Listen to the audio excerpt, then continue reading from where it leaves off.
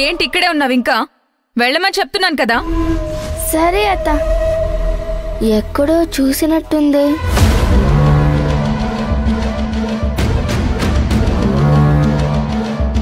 వెళ్ళు. సరే సరే అత్త.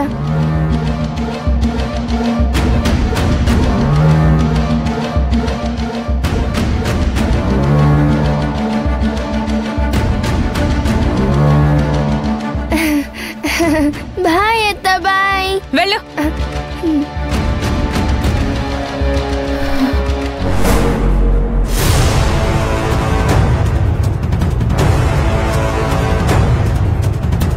ఈ పిల్ల ఇది కానీ చూసిందా? అడగలేదంటే గమనించుండదు.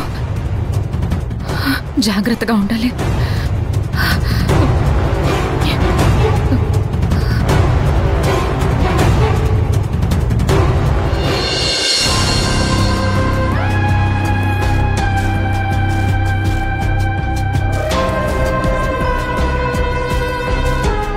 ఇదేంటి అర్జున్, మన పరిస్థితి మరీ ఇంత బ్యాడ్గా తయారైంది.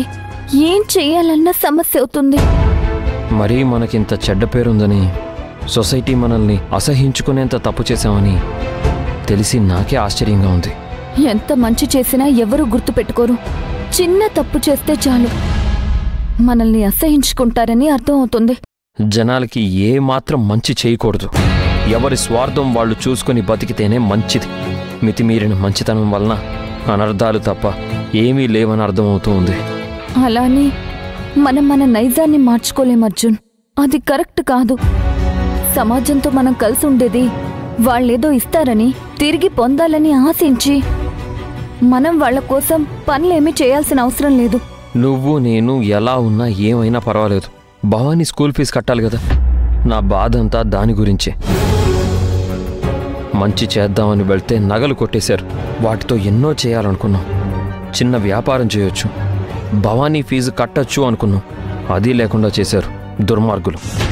ఆ నగలకి నాకు అంతే ప్రాప్తం అని అనుకుంటాను అర్జున్. ఇక వాటి గురించి మర్చిపోవడమే మంచిది.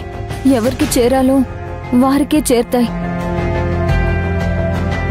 అమ్మా, మీకు ఒక సీక్రెట్ చెప్పాలి. ఏంటి? నువ్వు నగలు పోయాయని చెప్పావు కదా. అవును. అవి ఎవరు తీసారో నాకు తెలిసిపోయిందమ్మా.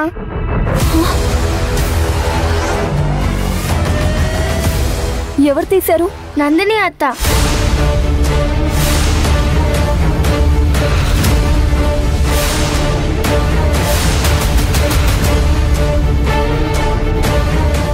ఏం మాట్లాడుతున్నావు?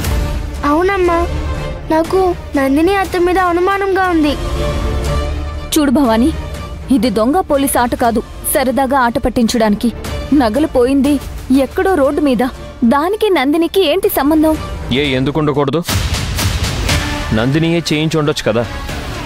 ఎప్పటినుంచో నందినికి నీ నగల మీద కన్నుంది.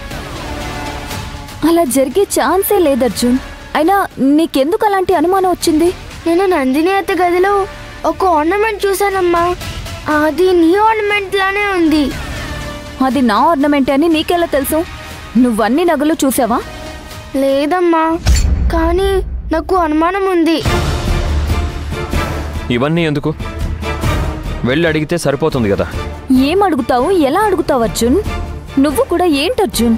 అసలు ఏ ఆధారం లేకుండా, ఏం జరిగిందో తెలియకుండా నువ్వు వెళ్ళి ఎలా అడుగుతావు? దిస్ ఇస్ టూ మచ్ కదా. వెళ్ళి అడుగుతాను. వద్దు. ఈ విషయంలో నువ్వు గాని భవానీ గాని ఏమీ మాట్లాడకూడదు. అది నందినిని అవమానించడమే అవుతుంది. నందినిని ఇబ్బంది పెట్టడమే అవుతుంది. ఇప్పుడున్న పరిస్థితుల్లో ఈ దయాదాక్షిణ్యాలు ఎవరి మీద అవసరం లేదు శివగామి. మన పరిస్థితులు మారాలంటే నువ్వు కూడా మారాలి. నీలోని మంచితనం కూడా పోవాలి. అర్జున్, ఇది ఒట్టి అనుమానమే. ఒకవేళ అది అబద్ధమని తేలితే ఎంత బాధగా ఉంటుంది. నింద మోయడం ఎంత కష్టం. నందిని ఏమీ పత్తిత్తు కాదులే శివగామి. ప్లీజ్ వదిలేయండి. భవానీ, నువ్వెళ్ళు. ఇందులో ఎవరి ప్రమేయం లేదు. లేదమ్మా, చూస్తూ ఉండు. నేను ఆధారంతో సహా కనిపెడతాను.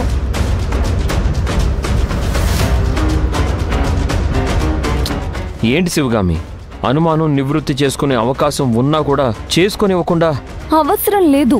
నేను చేసిన తప్పుని సరిదిద్దుకునే అవకాశం ఉంది కదా శివగామి. నాకేదో అనుమానంగా ఉంది. ఈ సంఘటనల వెనుక ఎవరిదో హస్తం ఉంది అనిపిస్తుంది. ఎవరో మనల్ని ఫాలో అవుతూ మన ప్రయత్నాలు చెడగొడుతున్నారు అనిపిస్తుంది. అసలు అలా ఎవరు చేస్తారు అర్జున్? బహుశా ఇదంతా ఆ ఆది చేస్తున్న పని అయి ఉండొచ్చు. మనతో ఆడుకుంటున్నాడేమో అనిపిస్తుంది. ఇప్పుడు మన ఆస్తి అంతా వాళ్ల చేతుల్లోనే ఉంది. ఇంకా మనకి ఇన్ని కష్టాలు పెట్టి వాళ్ళు ఏం ఆనందించాలని అసలు ఏం అర్థం కావట్లేదు. మనకి పని లేకుండా చేస్తే మనం చచ్చిపోతామని అనుకుంటున్నాడేమో. నేను తలుచుకుంటే ఏ పనైనా చేసి చూపిస్తాను. నాకివేమీ కొత్తవి కాదు. నేను ఎన్నో చూసొచ్చిన వాణ్ణి. వీటిని నేను అసలు కష్టాలనే అనుకోను. నా భార్య బిడ్డల్ని చూసుకోవడానికి నేను చెయ్యాల్సింది నేను చేస్తాను. మన బతుకు మనం బతుకుదామనుకున్నా కూడా ఈ జనాలు మనల్ని వదలట్లేదు. రావణ్ణే మనం జైల్లో బందీ అయ్యేలా చేశాం కదా. ఆదిని కూడా అలాగే చేస్తే దారికొస్తాడేమో. ముందు మన తిండి తిప్పల గురించి ఆలోచిద్దాం అర్జున్. మిగతావన్నీ తర్వాత ఆలోచిద్దాం.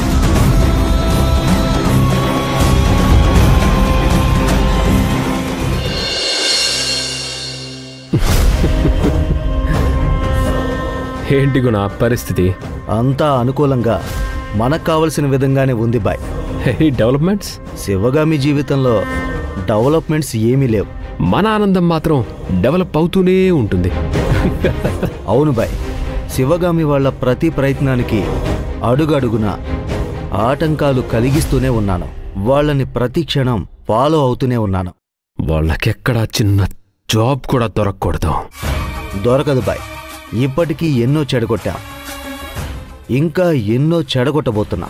ఆ శివగామి ఒక్క క్షణం, ఒక్కటంటే ఒక్క క్షణం కూడా ఆనందంగా ఉండడానికి వీల్లేదు. జాబ్ కాదు కదా, కనీసం కూలి పని కూడా దొరకకూడదు. కానీ నందినినే తిండి పెడుతుంది కదా బాయ్. ఆ తిండి పెడుతున్నందుకే కదా ఎంత బెనిఫిట్ పొందాలో అంత బెనిఫిట్ పొందింది. అంతకు మించి ఇంకేం కావాలి? అది కరెక్టే ఆది బాయ్. గుణ, శిశిరకి మాత్రం ఎలాంటి పరిస్థితుల్లోనూ మనం శివగామి ఫ్యామిలీని వెంటాడి వేటాడుతున్నామనే విషయం తెలియకూడదు. లేదు బాయ్, తెలీదు. తెలిసే ఛాన్సే లేదు. ఎంత శిశిర శివగామి శత్రువులైనా అక్కా చెల్లెలే కదా. ఎక్కడో లోపల తెలియని ప్రేమలుంటాయి. అవును బాయ్. నువ్వు వాళ్ళని ఫాలో అవుతూ ఉండు. ఏది కావాలన్నా నన్ను అడుగు. బాయ్, మీరు మన బినామీ కంపెనీలకు చేయించిన మనీ ట్రాన్స్ఫర్ అయింది. అది మన వెంచర్లో ఇన్వెస్ట్ చేయించాను. గుడ్. అలాగే మా మావయ్య వాళ్ళ కంపెనీని కూడా కాంట్రాక్టర్స్ లిస్ట్లో జాయిన్ చేశాను. నెమ్మదిగా ఆ శిశిర నా అష్ట దిగ్బంధనంలో చిక్కుకుంటుంది. సరే బాయ్, నేను వెళ్ళొస్తాను. ఓకే.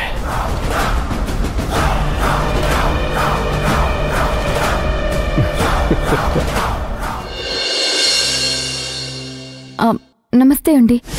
అది పేపర్లో మీ యాడ్ చూశాను. వేకెన్సీస్ ఉన్నాయన్నారు. ఓ, ఫిల్ అయిపోయాయా? ఓకే అండి, థ్యాంక్ యూ. ఓ నమస్తే మేడం. నమస్తే రామ్ కుమార్ గారు, కూర్చోండి ప్లీజ్. Thank you madam.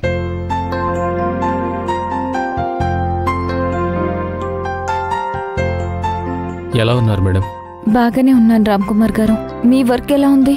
బలవంతంగా చేయాల్సి వస్తుంది మేడం.